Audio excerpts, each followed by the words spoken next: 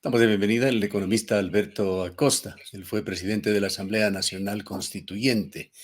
Cuando las cosas aparentemente iban bastante bien para el gobierno de Guillermo Lasso, ha tenido unas dos semanas bastante complejas que han constituido realmente un bache dentro de su gobierno, un bache del cual aún no sale.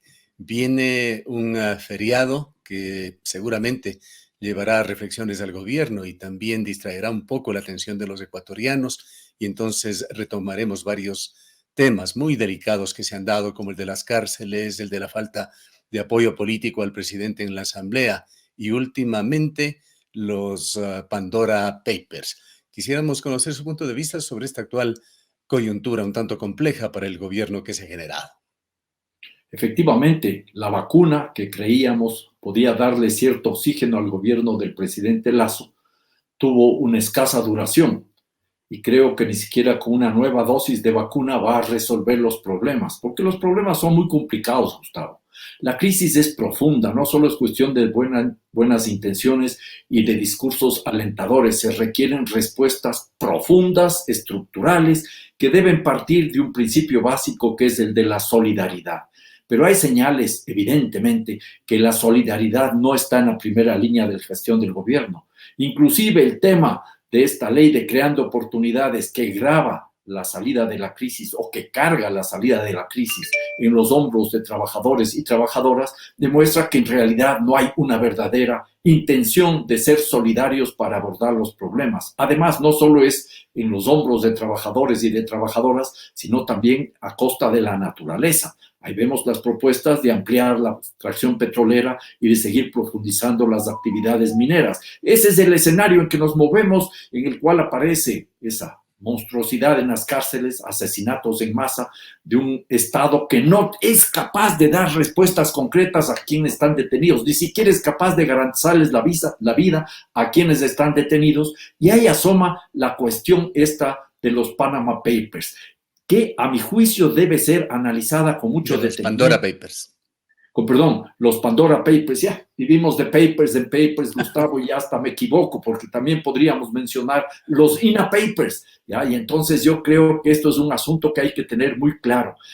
Los Panama Papers destapan, los Pandora Pandora Papers Papers. destapan la caja de Pandora, ya, y ahí aparece una primera lectura que se puede hacer, que es averiguar quiénes tienen dinero en paraísos fiscales. Una primera lectura. Satisfacemos el morbo. Una primera pregunta sobre esto. El estado de Dakota del Sur, South Dakota, es un paraíso fiscal.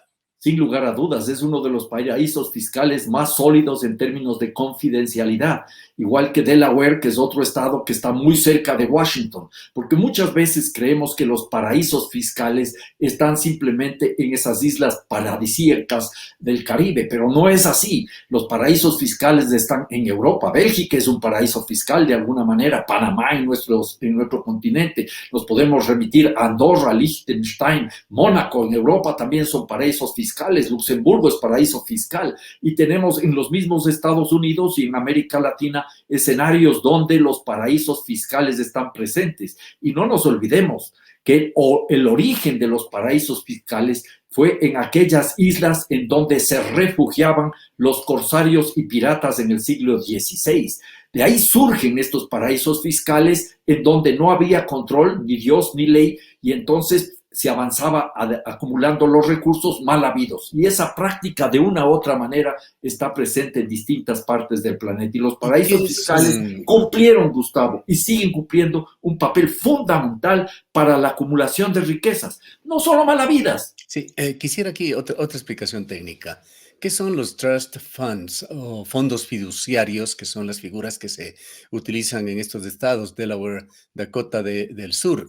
Hay empresarios que consideran que son herramientas legítimas para el empresariado, sobre todo cuando se trata de empresas transnacionales que tienen intereses en varios países. Bueno, de hecho, estos fondos, estos trust funds, son fondos fideicomisos, se les encarga el manejo de ciertos recursos a una tercera persona, que es otro mecanismo para ir diluyendo el origen de los recursos y que no aparezca el nombre de quién es la persona propietaria realmente de esos recursos. Porque una de las características de los países, de los paraísos fiscales, es la opacidad, la falta de transparencia. En esos escenarios afloran todo tipo de negociaciones y fluyen todo tipo de recursos, recursos de la mafia, recursos del narcotráfico, recursos de evasión y elusión de tributos, recursos que tienen que ver incluso con actividades extractivistas, porque estoy seguro y podríamos demostrar y podríamos revisar que casi todas las grandes empresas mineras que están trabajando en el Ecuador tienen su sede, con la que se presentan en el país, en un paraíso fiscal. Porque ese es el mecanismo incluso para proteger sus inversiones. Con mucha frecuencia las empresas mineras que tienen su sede, su matriz para esa inversión en el país, porque la real matriz está en otro país, puede estar en Canadá, en Estados Unidos o China, pero trabajan desde un paraíso fiscal, en un momento dado pueden hasta desaparecer, pueden quebrar y no asumir las responsabilidades en los países donde están trabajando. Este es entonces el mundo de los paraísos fiscales. Interesantes lecturas y reportajes se han generado en estos días en varios de los medios de comunicación que son parte de esta corporación internacional de periodistas, entre ellos el Washington Post.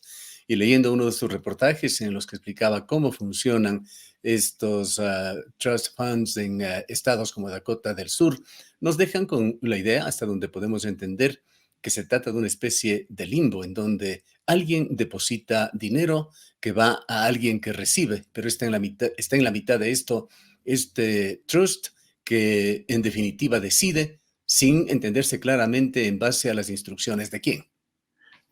A las instrucciones del dueño, que se oculta detrás de un fondo de estos trust o fondos de inversión que sirven simplemente como de pantalla, y el dueño maneja las cosas desde atrás porque ya les ha dado las instrucciones de cómo utilizar los recursos. Así se he leído y he escuchado, por ejemplo, que en caso del fallecimiento del presidente de la República, de uno de esos trusts, no sé de cuál exactamente, habría que destinar una cantidad importante de recursos para atender a la viuda.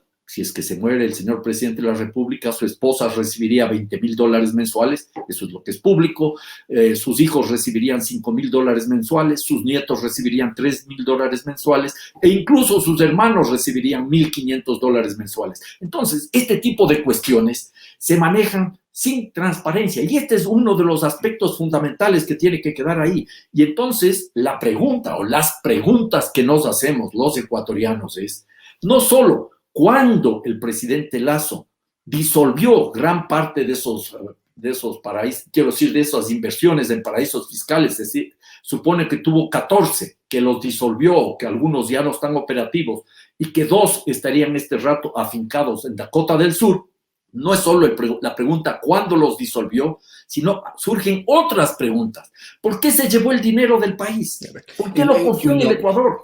En lo concreto, más allá de estas reflexiones, que sin duda son importantes, pues es un presidente del país que intenta generar confianza en el país, invitar a los ecuatorianos a que invitamos aquí, además a que contribuyamos con nuestros impuestos para el bien general del país, para de alguna manera llevar más equilibrio a los ecuatorianos.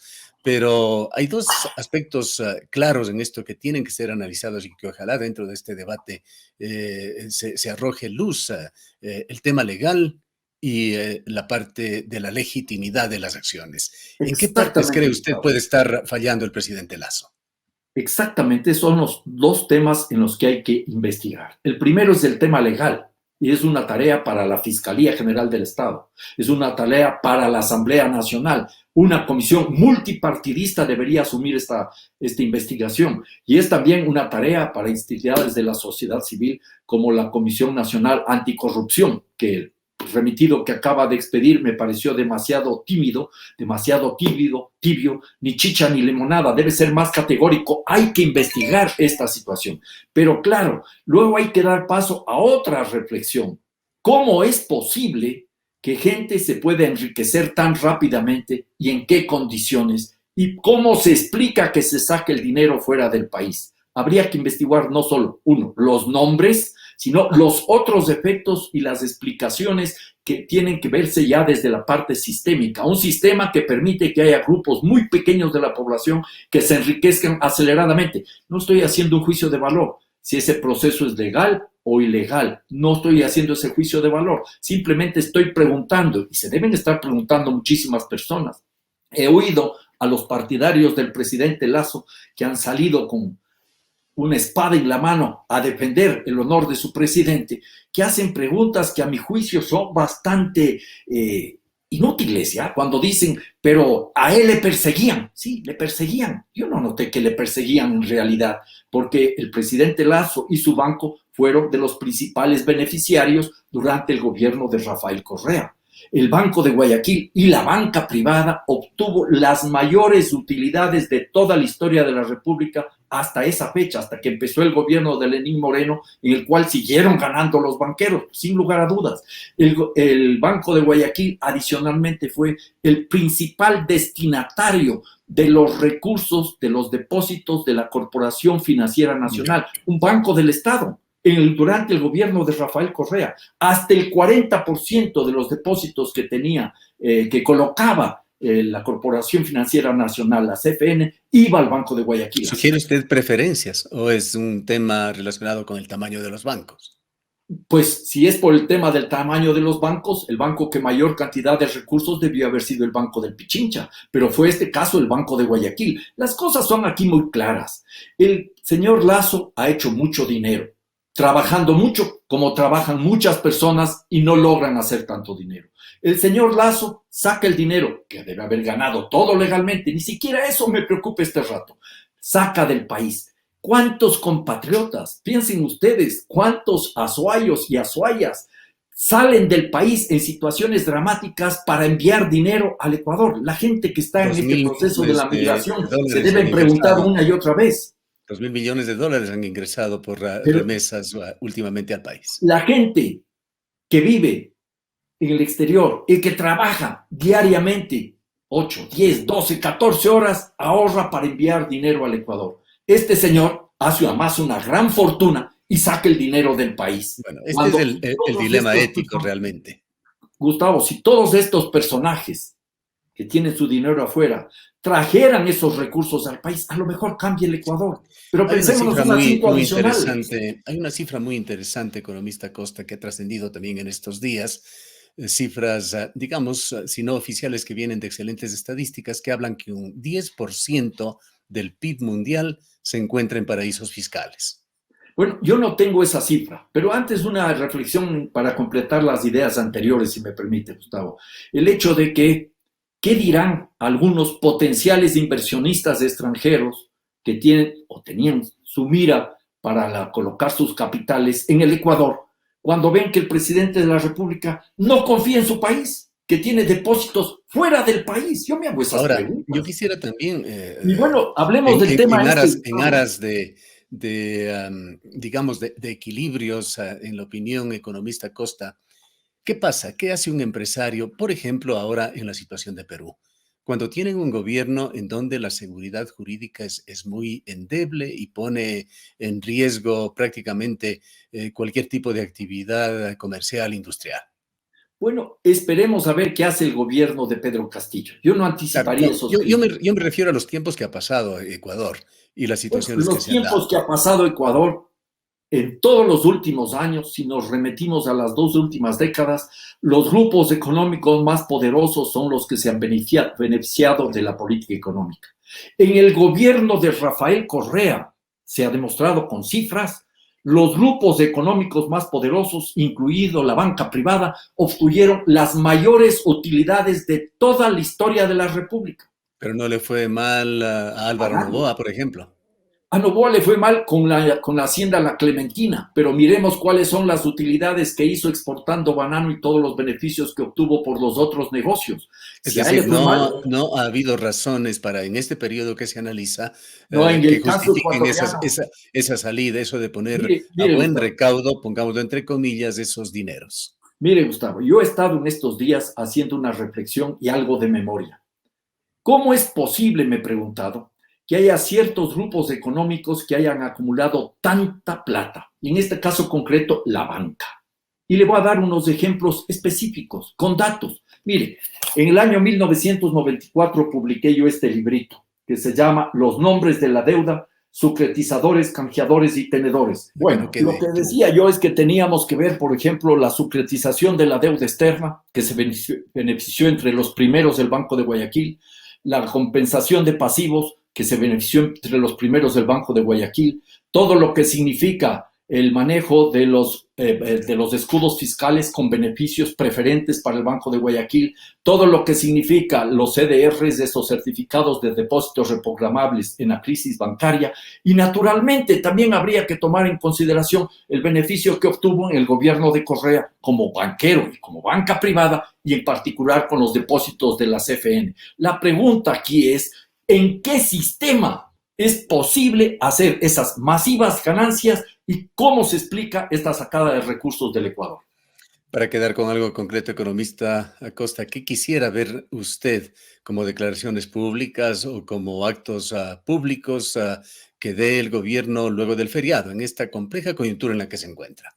Bueno, yo quisiera ver más bien respuestas de la Asamblea Nacional, de la sociedad civil y de la Fiscalía, que se investigue, no solo porque el presidente pregunta que lo hagan, pide que lo hagan, sino porque es obligación de las tres instancias, Asamblea Nacional, Fiscalía y sociedad civil. Aquí hay que transparentar las cosas y hay que comenzar a preguntarnos cuál es el sistema que vivimos, que garantiza que los ricos se hagan cada vez más ricos y los pobres tengan que cargar con el peso de la crisis, y que las soluciones sean mayor explotación laboral y mayor destrucción de la naturaleza. Eso es intolerable. Gracias, economista Acosta, por Gracias. habernos acompañado.